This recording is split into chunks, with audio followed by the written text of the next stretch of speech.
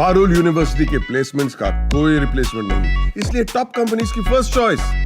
आप तो समझ ही गए होंगे। Join Parul university, Vadodara, Gujarat. भारत की ओर से पाकिस्तान और पीओके में आतंकी ठिकानों पर बम बरसाए जाने के बाद पाकिस्तानी आला कमान बौखला सी गई है। इस बीच पाकिस्तान में बुधवार को एक उच्च स्तरीय सुरक्षा बैठक हुई, जिसमें भारत के एयर स्ट्राइक के बाद बनी स्थिति पर मीटिंग की गई। प्रधानमंत्री शहबाज शरीफ ने नेशनल सिक्योरिटी काउंसिल यानी कि एनएससी की इस बैठक की अध्यक्षता की, जिसमें कैबिनेट मंत्री, सभी प्रांतों के मुख्यमंत्री, सेना के सभी प्रमुख और वरिष्ठ अधिकारी शामिल थे। तो किस तरह इस ऑपरेशन सिंदूर के बाद पाकिस्तान बौखला सी गई है, बताएंगे आपको अपनी इस रिपोर्ट में। नमस्कार, आप देख रहे हैं दैनिक जागरण, मैं हूं आपके साथ पल्लवी सिंह।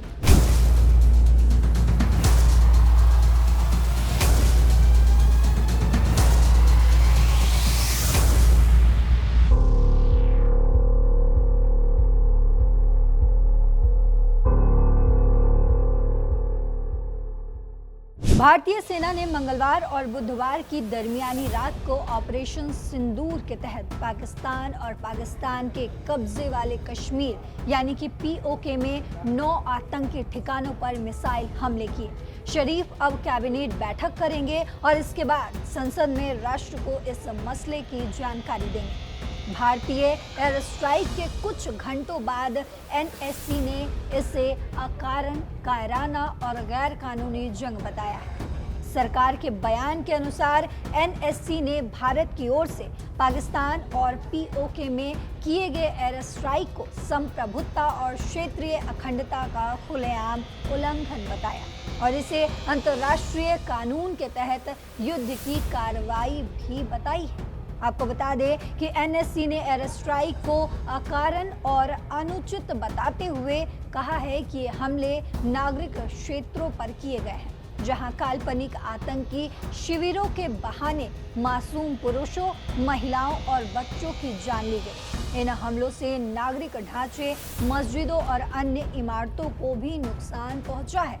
बयान में ये भी कहा गया और ये भी दावा किया गया है कि भारत के हमलों से खाड़ी देशों की वाणिज्य उड़ानों को खतरा पैदा हुआ, जिससे हजारों यात्रियों की जान जोखिम में डली है। एनएससी ने कहा है कि भारत ने क्षेत्र में नासमझी और गैर जिम्मेदाराना तरीके से तनाव बढ़ाया है, जिससे परिणामों की जिम्मेदारी भारत पर होगी।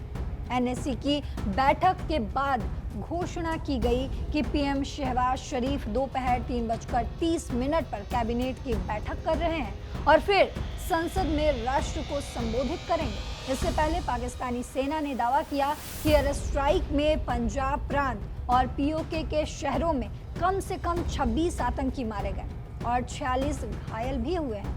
ये हमले 22 अप्रैल को जम्मू कश्मीर के पहलगाम में हुए आतंकी हमले के जवाब में किया गया। आपको बता दें कि भारत ने इस हमले के सीमा पार संबंधों का हवाला देते हुए कड़ी सजा देने की बात भी कही थी। एनएससी ने भारत के उन दावों को खारिज किया जिसमें पाकिस्तान में आतंकी कैंप होने की बात कही गई थी। उसने कहा कि पाकिस्तान ने 22 अप्रैल के हमले की निष्पक्ष और पारदर्शी जांच का प्रस्ताव दिया था, जिसे भारत ने स्वीकार नहीं किया। वहीं एनएससी ने कहा कि अपने मासूम लोगों पर हमला पाकिस्तान के लिए नाकाबिले बर्दाश्त है। उसने चेतावनी भी दी है कि संयुक्त राष्ट्र चार्टर के अनुच्छेद 51 के तहत पाकिस्तान को आत्मरक्षा में जवाब देने का अधिकार है और वो अपने समय, स्थान और तरीके से इसका जवाब भी देगा।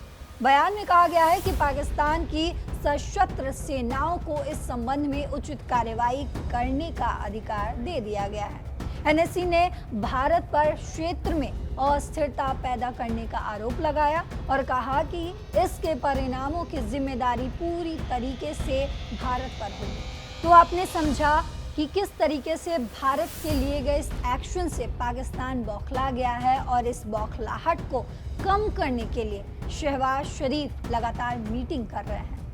फिलहाल इस खबर में इतना ही, लेकिन इस खबर पर आपकी क्या राय है कमेंट बॉक्स में ज़रूर बताते जाइएगा। नमस्कार।